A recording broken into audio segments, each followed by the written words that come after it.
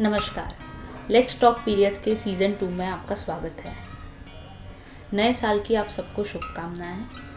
Previous season में हमने females या लेडीज़ के कॉमन इश्यूज़ जैसे कि पीरियड्स के टाइम पे दर्द होना, ज़्यादा ब्लीडिंग होना, प्रेगनेंसी रिलेटेड, पीसीओ यानी पॉलीसिस्टिक ओवेरियन डिसीज़, मेनोपॉज, उस बारे में डिस्कस किया था। इस सीज़न 2 में हम आगे बढ़ते हुए प्रेगनेंसी के बाद फर्स्ट 3 मंथ्स क्या क्या ध्यान रखना है, plus infertility and precious pregnancy के बारे में बात करेंगे। आज का एपिसोड हम प्रेगनेंसी के बारे में ही कंटिन्यू करते हैं। So welcome. हमने लास्ट एपिसोड में बोला था कि डिलीवरी हो गई है। इस एपिसोड में हम आपको बताएंगे कि नॉर्मल होना चाहिए, सिजेरियन होना चाहिए एंड कैसे डिसीजन लेते हैं। सो जैसे बात किया था कि डॉक्टर और आप दोनों के कंसेंट के हिसाब से डिसाइड होता है नॉर्मल होना चाहिए या सिजेरियन होना चाहिए। अगर आपकी पूरे 9 महीने की प्रेगनेंसी अनकॉम्प्लिकेटेड गई है, आपने रेगुलर चेकअप करवाया है, बेबी का वज़न बराबर है, बेबी के रिलेटेड कोई कॉम्प्लिकेशन नहीं है, बेबी के आजू बाजू का पानी बराबर है, बेबी की नाल बराबर है और बेबी का वाल जिसको हम प्लासेंटा बोलते हैं वो ऊपर है, नीचे नहीं है, तो यस हम नॉर्मल के लिए कोशिश कर सकते हैं। ये हो गए बेबी के कंडीशंस। अभी माँ के कंडीशंस। सो अगर मदर को कोई कॉम्प्लिकेशन नहीं है, बीपी नहीं बढ़ा है, शुगर नहीं है, उनका पूरे 9 महीने में 10 से 12 किलो वज़न बढ़ा है, उन्होंने रेगुलर चेकअप करवाया है, तो एंड बच्चा पैर से नहीं होते हुए सिर से है, तो यस हम डेफिनेटली नॉर्मल की वेट कर सकते हैं और करनी ही चाहिए।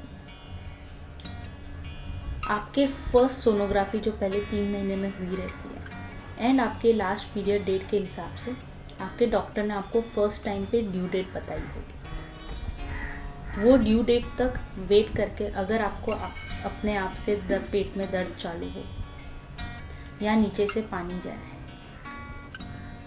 तो उसका मतलब है कि यस डिलीवरी होने वाली है, लेबर पेन्स चालू हुए हैं।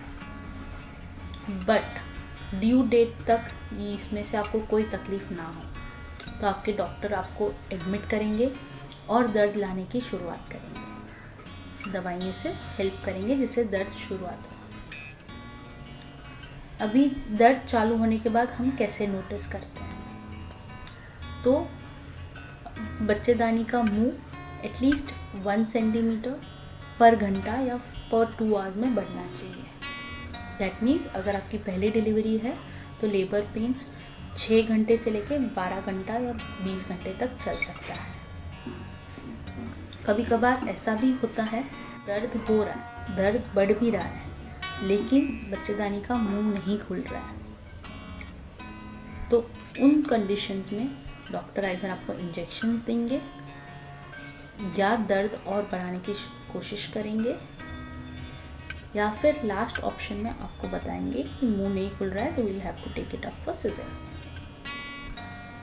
पूरे लेबर प्रोसेस के टाइम पे बिकॉज बच्चे को इतना स्ट्रेस होता है तो देयर इज़ अ पॉसिबिलिटी कि बच्चा अंदर संडास कर ले, जिसे हम मेकोनस्टीन बोलते हैं। अगर ऐसा हुआ है तो डॉक्टर आपको सजेस्ट करेंगे कि अभी बच्चा अंदर नहीं रुक सकता, वी कैन नॉट वेट, और 4 से 6 घंटा नॉर्मल डिलीवरी के लिए, तो डॉक्टर आपको सजेस्ट कर सकते हैं कि सिजेरियन के लिए।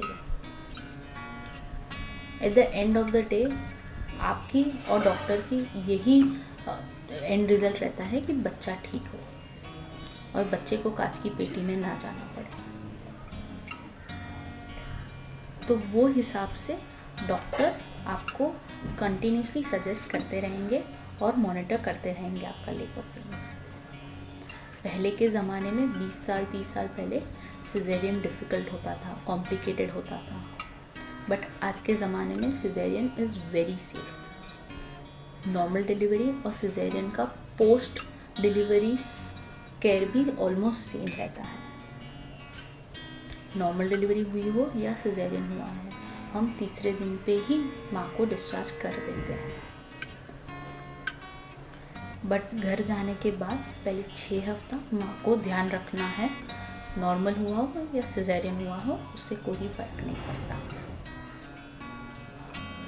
सबसे इम्पॉर्टेंट बात, डिलीवरी के बाद बच्चे को माँ के छाती का दूध पिलाइए। बाहर का दूध, टॉप फीड, लैक्टोजन नहीं, एक भी बार नहीं पिलाना है। माँ का दूध बच्चे के लिए क्यों इम्पॉर्टेंट है, क्यों ज़रूरी है और उससे क्या क्या फ़ायदे हैं, वो हम नेक्स्ट एपिसोड में आपको बताएंगे। होपफुली आपको ये एपिसोड पसंद आया हो। कोई भी और डाउट्स हो डिलीवरी को लेके तो हमें प्लीज़ नीचे कमेंट सेक्शन में दीजिए, हम नेक्स्ट एपिसोड में उसको आंसर करेंगे। धन्यवाद।